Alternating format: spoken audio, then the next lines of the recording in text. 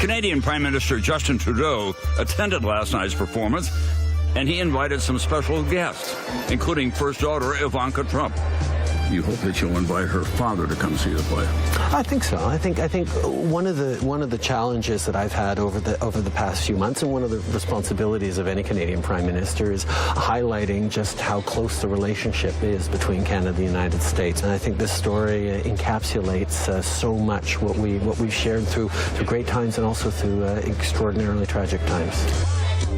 And Tom Brokaw joins us now here in studio. I remember I was with you in Vancouver. I remember you presenting that story, and I thought, God, I never heard that. How did I miss that? I guess in the fog after 9/11, I hadn't heard the story.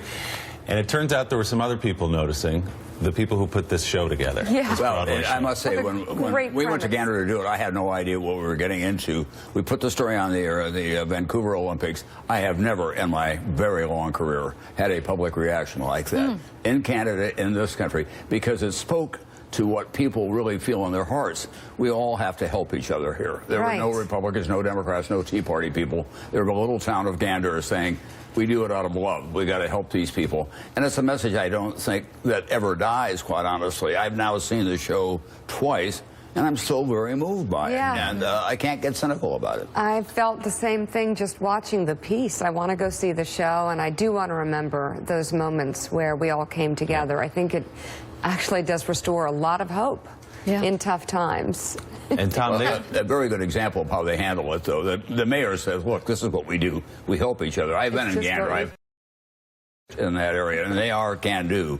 And then when he was later interviewed by a newspaper reporter, they said, well, were you nervous being interviewed by Tom Brokaw? He said, well, I was for a moment. Then by God, I thought, I'll bet he's nervous interviewing the mayor of Gander. How did Gander change because of all of this? It has not changed. They have reunions. They're getting more tourism, which they welcome. But I must say, I hadn't seen these people since the Vancouver Olympics. They are exactly the same. Oz Fudge did show up last night in his police uniform, which was quite fancy, I must say. No longer just a baseball cap, but he had purple piping and he had very highly polished shoes. They're thrilled with the attention they're getting, but they're going to go home to Gander, and they're going to continue to fish and log and do the things that they always do. And the town hall is Tim Hortons, which is the Canadian version of a McDonald's. They gather there every morning and talk about things.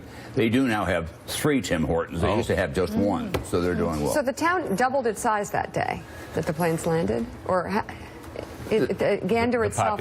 Population. The population about 9,000, and they had over 7,000 people. That's they amazing. doubled it in a moment. Amazing. Doubled it in a day. And a jogger said he was running down the street, and he said people stopped him again and again. Here's my address. My door's open. There are fresh towels. There's food in the refrigerator. That went on all the places. I love that. Oh, my gosh, what a great note to end the show on today. Tom Brokaw, thank you so much. Always a pleasure. Thanks, Tom. All right.